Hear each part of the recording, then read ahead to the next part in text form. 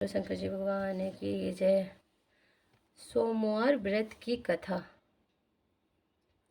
सोमवार व्रत की कथा। किसी नगर में एक धनी व्यापारी रहता था। दूर दूर तक उसका व्यापार फैला हुआ था।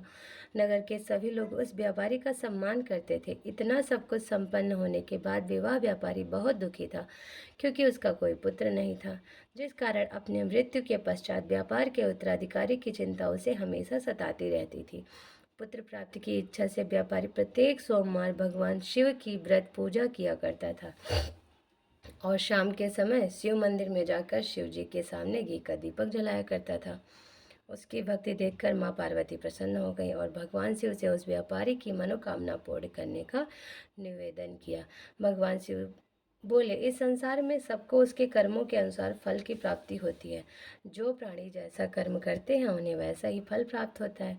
शिव जी द्वारा समझाने के बावजूद भी माँ पार्वती नहीं मानी और उस व्यापारी की मनोकामना पूर्ति हेतु वह शिव जी से बार बार अनुरोध करती रहीं। अंततः माता के आग्रह को देखकर भगवान भोलेनाथ को उस व्यापारी को पुत्र प्राप्ति का वरदान देना पड़ा। वरदान के देने के पश्चात भोलेनाथ माँ पार्वती से बोले, आपके आग्रह पर मैंने पुत्र प्राप्ति का वरदान तो दे दिया, परंतु इसका यह पुत्र 16 वर्ष से अधिक समय तक जीवित नहीं रहेगा। उसी रात भगवान शिव उस व्यापारी के स्वप्न में आया और उसे पुत्र प्राप्ति का वरदान दिया और उसके पुत्र के 16 वर्ष तक जीवित रहने की बात बताई। भगवान के वरदान से व्यापारी को खुशी तो हुई, लेकिन पुत्र की अल्पायु की चिंता ने उस खुशी को नष्ट कर दिया। व्यापारी पहले की तरह सोमवार के दिन भगवान शिव का विधिवत व्रत करता रहा। कुछ महीनों के बाद उसके घर में एक अति सुंदर बालक ने जन्म लिया और घर में खुशियां ही खुशियां भर गई। बहुत धूमधाम से पुत्र जन्म का समारोह मनाया गया, परंतु व्यापारी को पुत्र जन्म की अधिक खुशी नहीं हुई, क्योंकि उसे पुत्र की अल्प आयु के रहस्य का पता था।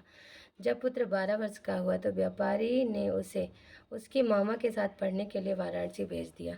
लड़का अपने मामा के साथ शिक्षा प्राप्ति हेतु चल दिया। रास्ते में जहाँ भी मामा भांजे विश्राम हेतु रुकते, वहीं यज्ञ करते और ब्राह्मणों को भोजन कराते। लंबी यात्रा के बाद मामा भांजे एक नगर में पहुंचे।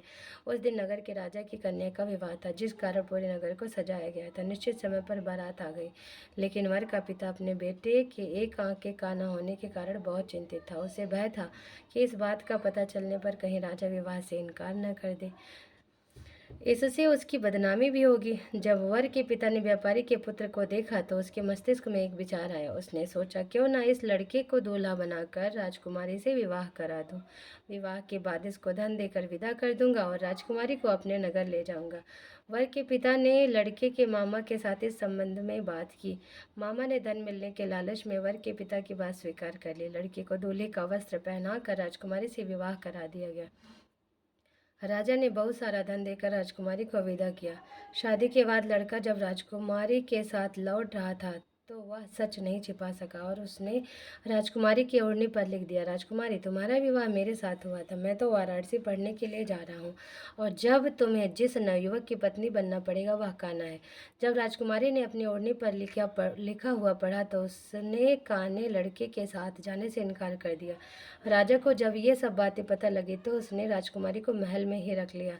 उधर लड़का अपने मामा के साथ वाराणसी पहुंच गया और गुरुकुल में पढ़ना शुरू कर दिया। जब उसकी आयु 16 वर्ष की हुई तो उसने यज्ञ किया। यज्ञ के समाप्ति पर ब्राह्मणों को भोजन कराया और खूब अन्न वस्त्र दान किए।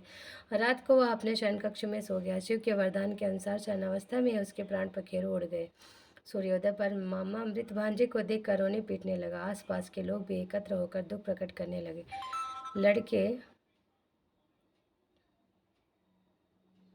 लड़के के मामा के रोने विलाप करने के स्वर समीप से गुजरते हुए भगवान शिव और माता पार्वती ने भी सुने।